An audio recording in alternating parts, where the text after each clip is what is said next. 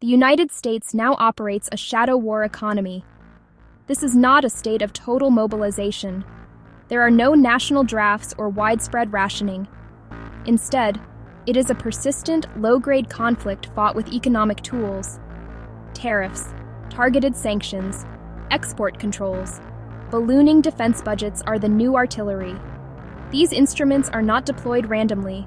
They are aimed to reshape global markets, to alter investment flows, and to project national power without firing a single shot. This is the new reality for business. Geopolitical competition has moved from the diplomatic chamber into the boardroom. Corporate leaders must recognize the battlefield they now stand on. This is not a temporary disruption. It is a structural shift. The era of hyper-globalization is over.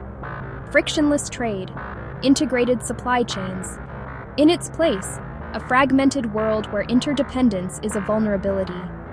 Governments now use policy to build resilience and gain leverage over rivals. The tools of statecraft and the tools of commerce have merged. For C-suite executives, political risk is no longer peripheral. It is a core operational and strategic variable that impacts revenue, cost, market access. Ignoring this shift is not an option. The implications are profound. Firms can no longer assume markets will remain open, or that suppliers will remain accessible. A regulatory announcement can have the same impact as a physical blockade. The logic of efficiency is being replaced by the logic of security. Offshoring, just-in-time manufacturing, redundancy, diversification, control. Supply chains are no longer just commercial networks. They are geopolitical assets and liabilities. They can be targeted, disrupted, or weaponized. This creates a new set of winners and losers. We are living in an era of stagflation lite. This term describes our current economic condition: persistent, sticky inflation, sluggish, low-trend growth. It is not the dramatic, high-octane stagflation of the 1970s, with its double-digit inflation and deep recessions. Rather, it is a milder, more chronic ailment, a slow grind. It erodes purchasing power, it suppresses investment, it creates a challenging environment for businesses. Central banks are caught in a vice, forced to choose: tame inflation at the risk of a recession, or support growth at the risk of letting prices spiral further. That indecision fuels uncertainty and volatility. The data paint a clear picture. Real GDP growth since 2018 has struggled, low, stagnant single digits. Core inflation, CPI ex food and energy, remains stubbornly above the 2% target. Figures sit in the 3 to 4% range, too high to ignore, but not crisis level. The result is a steady headwind, slower top-line growth and rising input costs. This is a feature of the shadow war economy. Tools of the conflict, tariffs, sanctions, strategic industrial policy. Tariffs directly increase the cost of imported goods. Sanctions force companies to find new, often more expensive, suppliers. The push to reshore or friendshore moves manufacturing from lower-cost to higher-cost locations. These policies add friction and uncertainty. They discourage long-term capital investment needed for productivity and robust growth. The cycle perpetuates: higher costs, slower growth. For corporate leaders, this diagnosis is critical. The old two-decade playbook is obsolete. Don't count on rapid market growth. Don't assume cost pressures are temporary. Plan for prolonged tight margins. Prepare for fierce competition over a smaller economic pie. Profitability depends less on top-line growth and more on operational efficiency, pricing power, strategic control of the value chain. Complacency is punished, adaptability rewarded. Picture a simple line chart from 2018 to 2026. One line showing flat or slowly rising real GDP growth, the other showing core CPI persistently above the 2% target. The primary weapons in this shadow economic war are tariffs, defense spending, sanctions. These are not blunt instruments. They are precision-guided tools designed to achieve specific strategic outcomes. Tariffs are no longer just about protecting domestic industries. They are used to penalize geopolitical rivals, force changes in trade practices, create leverage in negotiations. By selectively imposing duties on specific goods from specific countries, inflict targeted economic pain, disrupt established supply chains, create advantage for national champions. In this new environment, astute corporations are moving from a defensive posture to an offensive one. They are not merely reacting to geopolitical shifts, they are actively maneuvering to gain a permanent advantage. The most powerful strategy is the pursuit of supply chain leverage. This goes beyond simple diversification.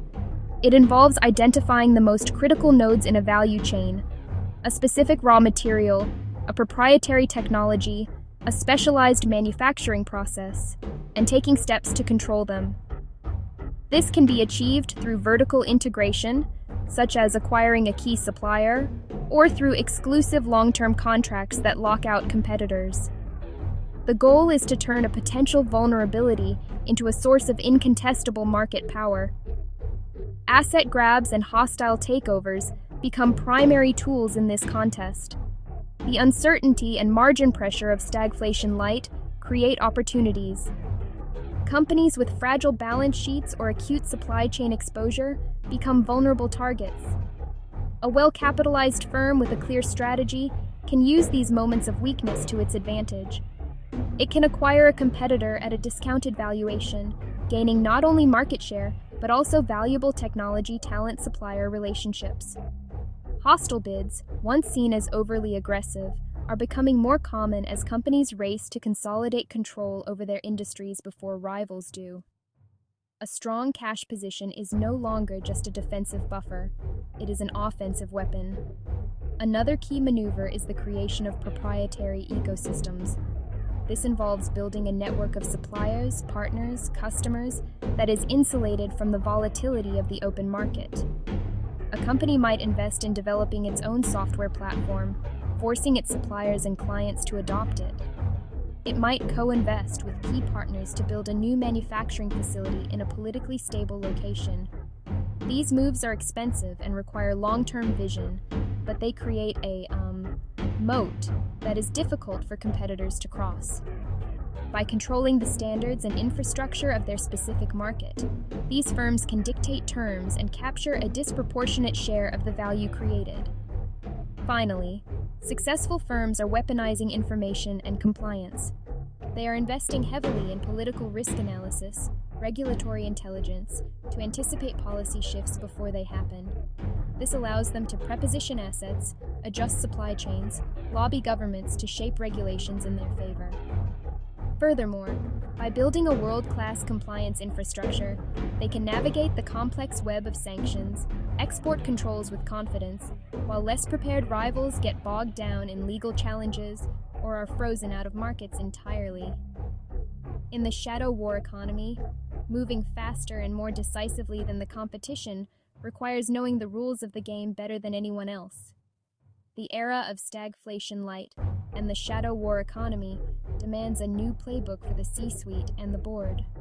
Complacency is fatal. A proactive, clear-eyed strategy is essential, not just for growth, but for survival. Leaders must discard old assumptions and adopt a mindset that treats geopolitical risk as a central element of corporate strategy. This is not a task to be delegated.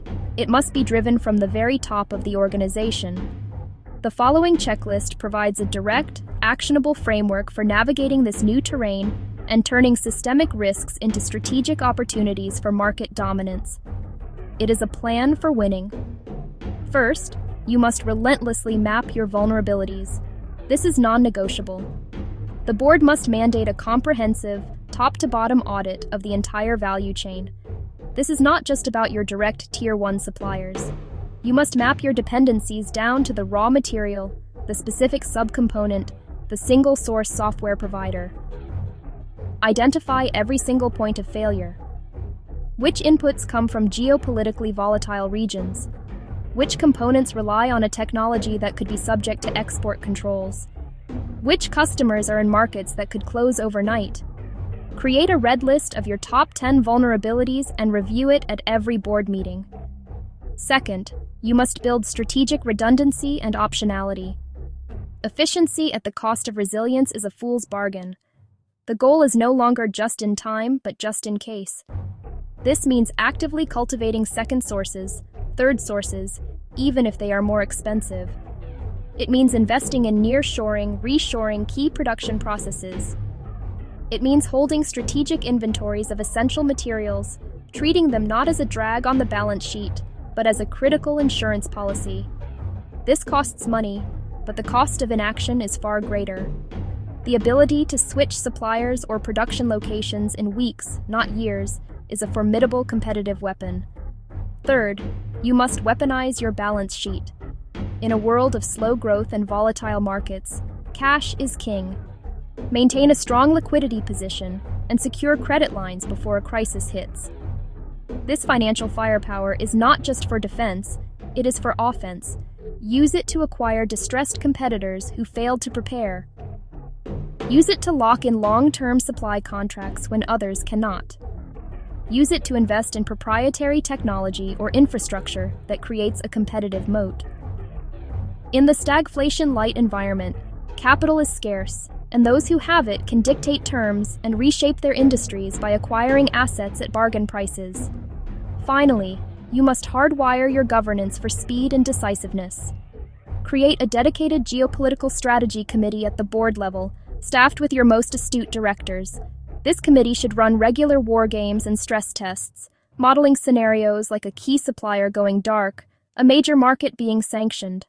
Establish clear triggers for action. The CEO must have pre-approved authority to execute certain defensive or offensive moves, like a hostile bid for a vulnerable target, without waiting for a full board meeting. In this new shadow war, victory belongs to the prepared, the capitalized, the swift. Do not be the firm that is slow to act.